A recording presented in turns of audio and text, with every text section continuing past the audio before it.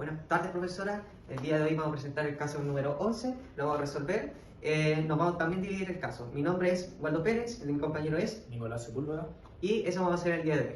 En la actividad 1.1 se nos entrega un estudio de neuroquímica del cerebro de una persona que tiene Alzheimer. Se ha encontrado una marca de una disminución de la acetilcolina, que se ha producido una falla en la neurotransmisión acetilcolinérgica y además una degeneración de los circuitos neuronales. Por lo tanto, los inhibidores de la enzima se disminuyen y la acetilcolina parecían de un tratamiento ideal. Por eso se llaman inhibidores de acetilcolinesterasa.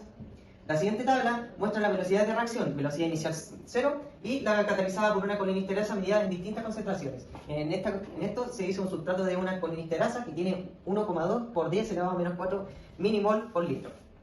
Esta tabla nos dice que tenemos tanto un experimento 1 como 2. El experimento 2 es con inhibidor y el experimento 1 es sin inhibidor. Pero como son dos recíprocos, entonces hay que dividirlo en 1. Aquí nos daría en la solución, nos daría 32,258, porque se dividía en 1 esto, así. Y aquí más de lo mismo, se dividía en 1 y nos daría 1,626. Se hace lo mismo con el resto, se divide en 1, nos da los siguientes resultados, con inhibidor y sin inhibidor. En este caso, tenemos que sacar una pendiente y en esa pendiente tengo que seleccionar tanto X2, X1 y lo mismo con Y2 y Y1. Listo. En la siguiente ecuación tenemos que sacar una pendiente. Una pendiente se saca seleccionando tanto X1, X2, Y1 y 2. Esto se saca mediante la tabla. Se elige cualquier número y de la división de eso se sacan los siguientes. Por ejemplo, el Y2 se sacó del 1,300, el X2 también, el de 2,258 y así. Se restan estos números y te debería dar un resultado de 0,822 dividido en 30,632.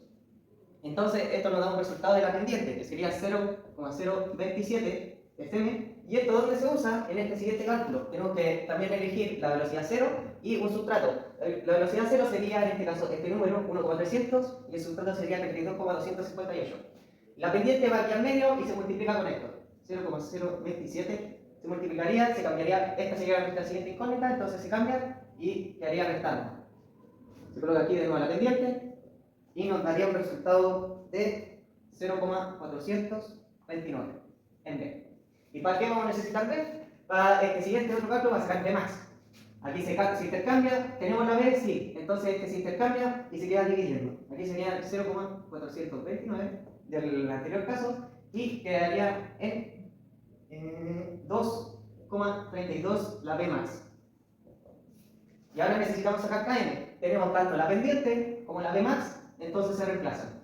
Aquí quedaría 0,027, 2,32, se multiplicarían en 0,027 por 2,32, nos daría un resultado de 0,068.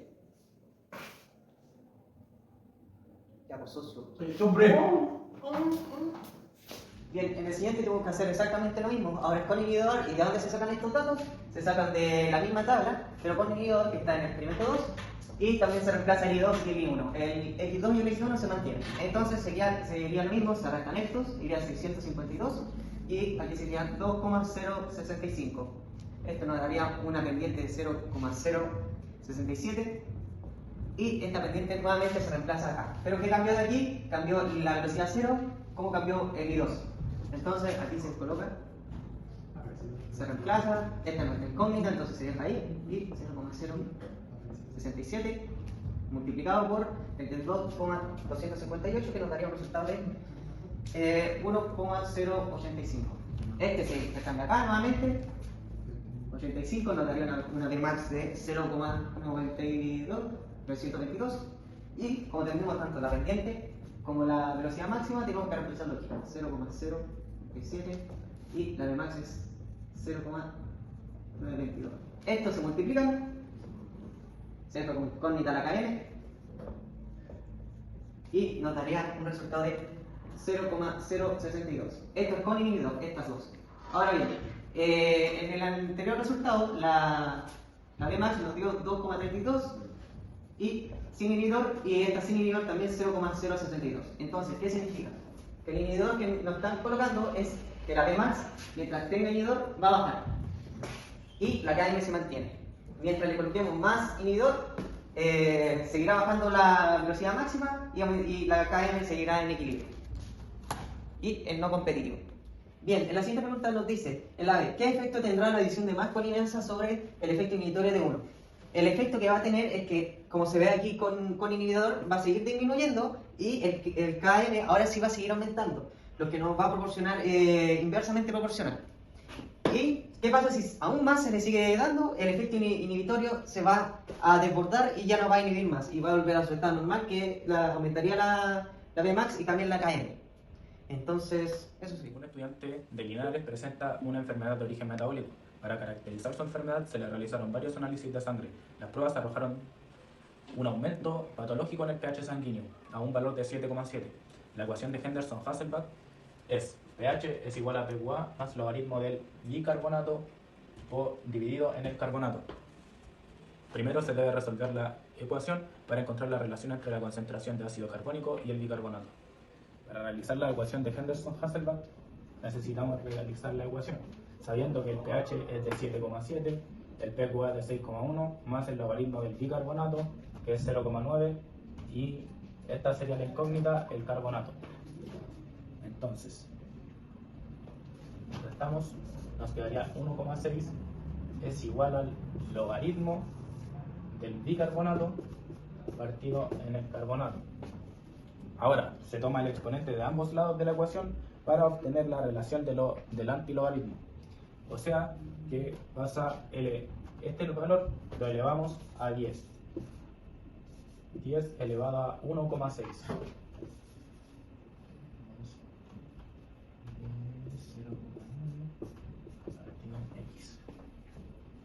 Ahora despejamos la incógnita, la pasamos hacia un lado, hacia la derecha, y nos quedaría 0,9 dividido en el 10 elevado a 1,6.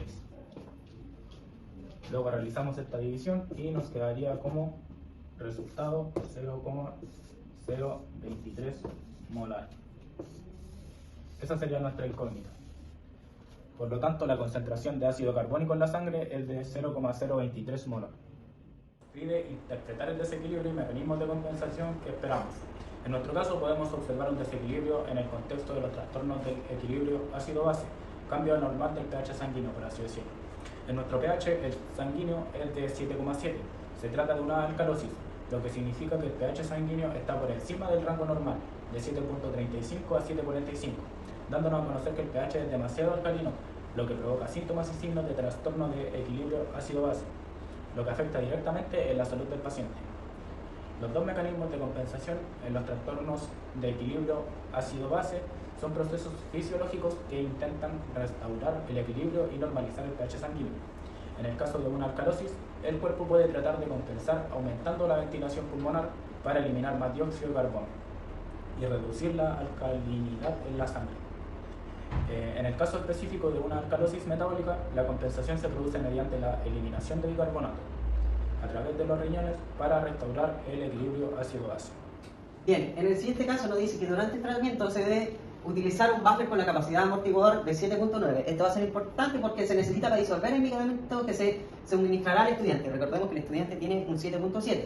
Tienes 3 aminoácidos a mano, la alamina, el ácido aspartico y la asparagina como candidato. ¿Y cuál de ellos será más apropiado para preparar el buffer? Primero tenemos que sacar en la literatura, un libro cercano, o página web fiable, sacar el PK1 y el PK2. ¿Y estos valores qué son? Estos valores son necesarios para sacar un rango, y ese rango nos va a servir para estabilizar al paciente con un rango de 7.9. Entonces, partamos primero con el alamina, que el de 2,34 se hace su rango menos 1 más 1. ¿Ah? Ese será su rango, pero como es muy bajo, no cumple el requisito. Vamos con el siguiente, el PK2 de la alamina, lo mismo, muy alto el rango. Tiene que estar el rango 7.9. Ah, el ácido aspartico, más de lo mismo, muy bajo, muy alto, pero llegamos a la asparagina, que en cambio, que el PK1 sea de 2.12 y su rango sea de 1.12 a 3.12, el PK2 sí cumple con esta función, porque el PK2 está 8.8, puesto 80, y su rango, como es menos 1 y más 1, llega al requisito. Entonces, en conclusión, el buffer más necesario es la asparagina del PK2. Esto nos va a servir para que el paciente consiga su estado amortiguador y estado estable, para que pueda conseguir del 7.35 al 7.45 de su pH normal. calcular la energía libre estándar de Gibbs para el sistema buffer en la sangre con las concentraciones dadas de bicarbonato y ácido carbónico, necesitamos utilizar la siguiente ecuación de Gibbs, donde menos R es la concentración de los gases por la temperatura. Se multiplica por el logaritmo natural de la constante de equilibrio. Para calcular la energía libre estándar de Gibbs necesitamos realizar la siguiente ecuación. Tenemos entonces la energía libre estándar de Gibbs es igual a la concentración de los gases por la temperatura, y esto se multiplica por el logaritmo natural del equilibrio, de la constante de equilibrio. La constante de equilibrio sería la concentración de bicarbonato dividido en la concentración de ácido carbónico, y nos entregaron los siguientes datos: 0,088 molar, que sería el bicarbonato en la sangre, y esto lo dividimos por el ácido carbónico, que nos dieron